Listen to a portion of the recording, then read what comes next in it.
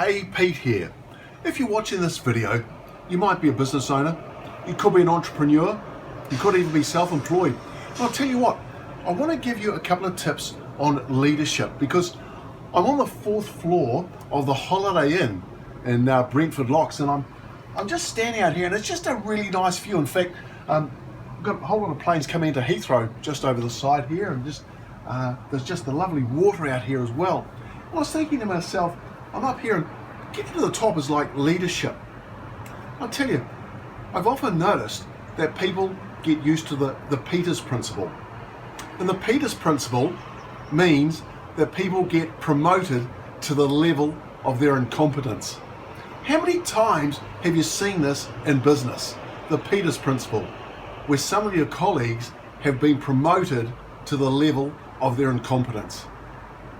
Quite amazing. So I want to give you a tip on how you can actually not fall into that trap, because the worst thing you can do is getting to that level of thinking, oh, how do I do this now? How can I change? Because you want to be a great leader. Not just a good leader, but a great leader. Look at some of the greatest leaders in history. And they started off as just ordinary people, but there was something in their sphere of influence, their circle of influence, that allowed them to actually move on to be great leaders. I'm talking about people like Alexander the Great, who was 25, Joan of Arc, she was 18. So how have those people become great leaders? Well, here's the tip. The first thing is you've got to invest in yourself. Let me say that again. You've got to invest in yourself. So many people think that they can do it by themselves. Now, did you go to school and on your very first day, you actually sat in the classroom and knew everything? It took you probably 10 or 15 years to get to the stage where you have had some level of competency so you could go off to university or trade school.